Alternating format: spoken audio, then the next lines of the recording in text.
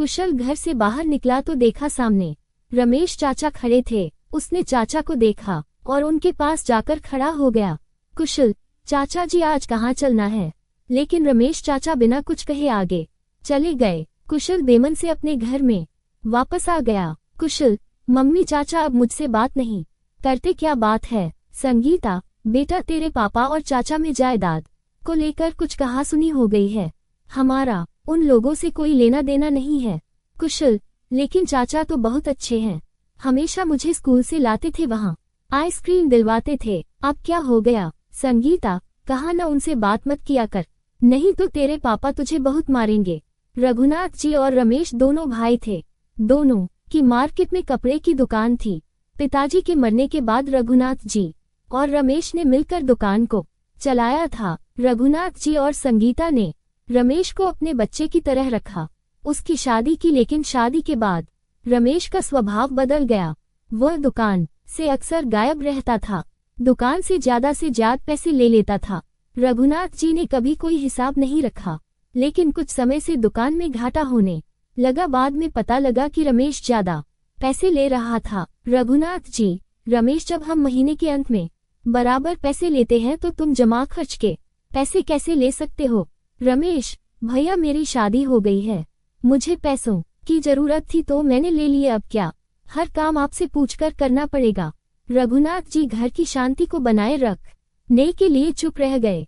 कुछ दिन बाद पता लगा कि रमेश ने वहीं मार्केट में अपनी अलग दुकान खोल ली है।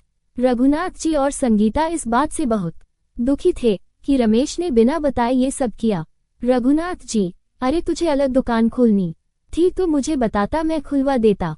क्या तूने मुझे बताना भी जरूरी नहीं समझा? और मैंने सुना है तूने इसके लिए कर्ज भी लिया है, चुकाएगा कहाँ से? दुकान चलने में तो समय लगेगा। रमेश, आप मेरा हिस्सा दे दीजिए, उससे मैं अपना कर्ज चुका लूंगा।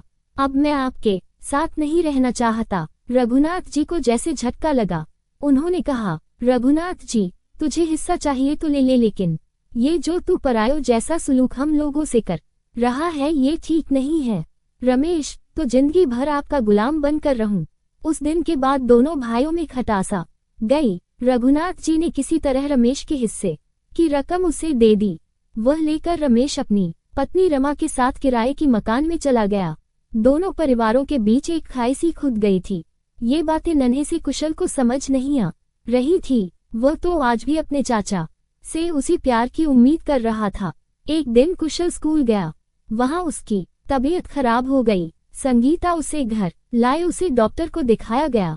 डॉक्टर ने अस्पताल में जाने को कह दिया। अस्पताल में जाने पर सारे टेस्ट किए गए तो पता लगा कुशल के पेट में इन्फेक्शन हो गया है। महीनों तक कुशल का इलाज चलता रहा। कुशल बहुत कमजोर हो गया था। एक दिन उसकी तबीयत ज्यादा बिगड़ी तो उसे अस्पताल में भर्ती कराना पड़ा। रघुनाथ जी बहुत परेशान थे। एक दिन वह कुशल के लिए केमिस्ट से दवाई खरीद रहे थे, तभी रमेश वहां से गुजरा। उनके जाने के बाद उसने दुकानदार से पूछा तो उसने बताया कि वे तो अक्सर दवाई खरीदते हैं, उनका बेटा बीमार है। दुकानदार से अस्पताल के बारे में पूछकर रमेश सीधा अस्पताल पहुंच गया। उसने अपने भाई और डॉक्टर की बातें सुनी। डॉक्टर, देखिए आपके बेटे का ऑपरेशन करना बहुत जरूरी है, आप समझते क्यों नहीं? रघुनाथ, डॉक्टर साहब मैं पैसों का इंतजाम कर रहा हूँ, लेकिन रकम इतनी बड़ी है, मुझे कुछ समय दीजिए। मैंने अपनी दुकान और घर दोनों गिरवी रखने की बात कर ली है, 2 दिन में पैसे आ जाएंगे। डॉक्टर, जो कुछ करना है जल्दी करो, नहीं तो पछताने के अलावा कुछ हाथ नहीं लगेगा। तभी रमेश आगे आया। रमेश, भैया इतना कुछ हो गया, आपने मुझे बताया नहीं। रघुनाथ जी, पता नहीं भाग्य में क्या लिखा है, तू कुशल से मिल ले, उसे अच्छा लगेगा। रमेश जल्दी से कमरे में घुस गया। रमेश क्यों छोटे मास्टर चाचा को भूल गया, अब आइसक्रीम नहीं खानी। कुशल चाचा को देखकर बहुत खुश हुआ। संगीता की आंखों से आंसू बह रहे थे। रमेश, चिंता मत करो भाभी, सब ठीक हो जाएगा, ये कहकर वह चला गया। अगले दिन सुबह डॉक्टर ने आकर बताया कि आज ही कुशल का ऑपरेशन करेंगे। रघुनाथ जी, डॉक्टर साहब अभी तो पैसों का इंतजाम नहीं हो सका। डॉक्टर, क्या? लेकिन आपके पैसे तो जमा हो गए। रघुनाथ जी सोच रहे थे, तभी उनके कंधे पर किसी ने हाथ रखा। रघुनाथ जी ने पलटकर देखा तो रमेश और रमा दोनों खड़े थे। रमेश, चिंता मत करो भैया, हमारा कुशल बिल्कुल ठीक हो जाएगा। मैंने कल ही अपनी दुकान बेच दी, अभी सुबह ही पैसे मिले तो मैं रमा को लेकर यहाँ आ गया। रघुनाथ जी की आंखों से आंसू बह रहे थे।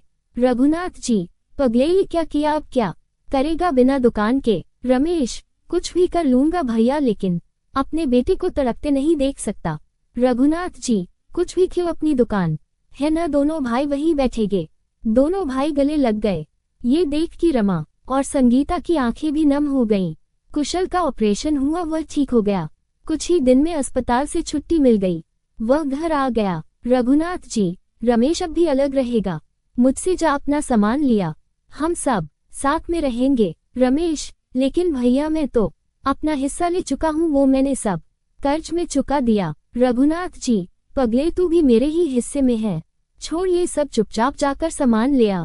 अब कुशल हर दिन अपने चाचा के साथ स्कूल जाता और वापस आते समय चाचा भतीजे दोनों आइसक्रीम खाते।